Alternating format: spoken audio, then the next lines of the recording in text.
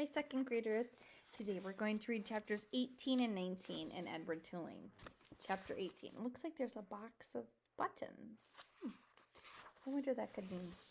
Bryce and Sarah Ruth had a father.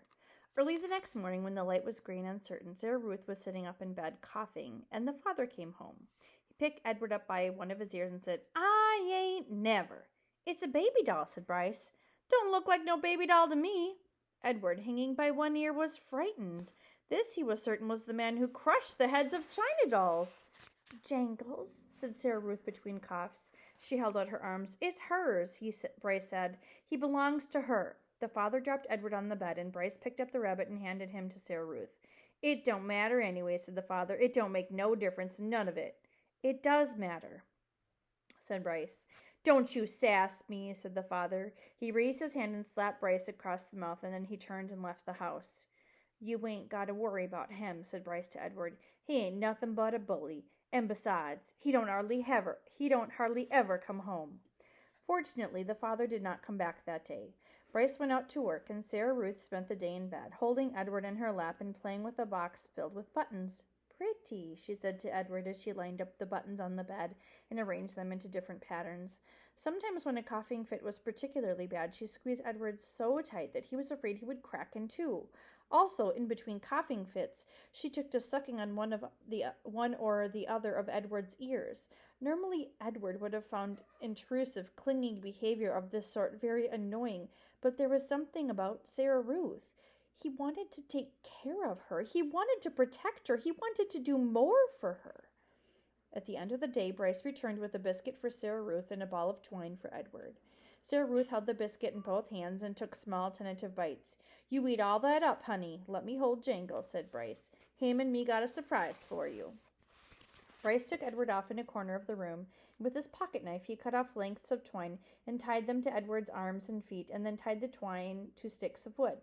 "See? All day I've been thinking about it," Bryce said, "and what we're going to do is make you dance. Sarah Ruth loves dancing, and Mama used to hold on to her and dance her around the room. You eating that biscuit?" Bryce called out to Sarah Ruth. "Uh-huh," said Sarah Ruth. "You hold on, honey. We got a surprise for you." Bryce stood up. "Close your eyes," he told her. He took Edward over to the bed and said, "Okay, you can open them up now."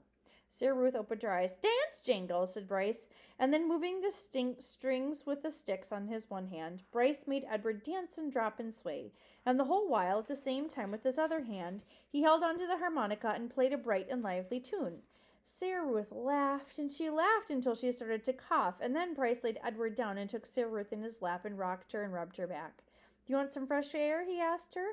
"Let's go get you out of this nasty old air, huh?" Bryce carried his sister outside. He left Edward laying on the bed, and the rabbit, staring up at the smoke-stained ceiling, thought again about having wings. If he'd had them, he thought, he would fly high above the world to where the air was clear and sweet, and he would take Sarah Ruth with him. He would carry her in his arms, surely high above the world, so she would be able to breathe without coughing. After a minute, Bryce came back inside, still carrying Sarah Ruth. "She wants you too," he said. "Jangles," said Sarah Ruth. She held out her arms. So Bruce held Sarah Ruth, and Sarah Ruth held Edward, and the three of them stood outside. Bryce said, "You gotta look for falling stars. Them ones are magic." They were quiet for a long time, all three of them looking up at the sky. Sarah Ruth stopped coughing. Edward thought that she'd maybe fallen asleep. "There," she said, and she pointed to a star streaking through the night sky. "Make a wish, honey," Bryce said, his voice high and tight. "That's your star. You make a wish for anything you want." And even though it was Sarah Ruth's star, Edward wished on it too. Chapter 19. The days passed. The sun rose and set and rose and set and rose and set again and again. Sometimes the father came home and sometimes he did not. Edward's ears became soggy, and he did not care. His sweater was almost completely unraveled, and it did not bother him. He was hugged half to death, and it felt good. In the evenings, at the hands of Bryce, at the ends of twine, Edward danced and danced.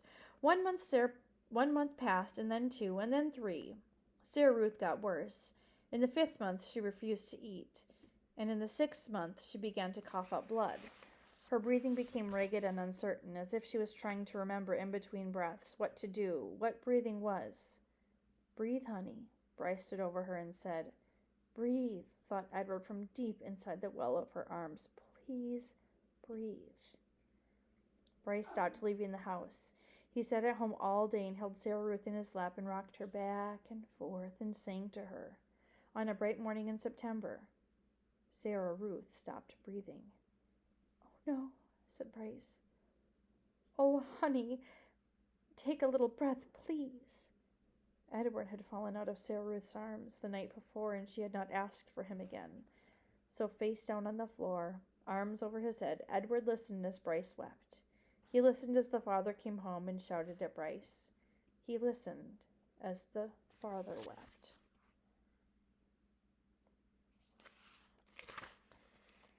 "You can't cry," Bryce shouted. "You ain't got no right to cry. You never even loved her. You don't know nothing about love." "I loved her," said the father. "I loved her." "I loved her too," thought Edward. "I loved her, and now she's gone. How could this be?" he wondered. How could he bear to live in a world without Sarah Ruth?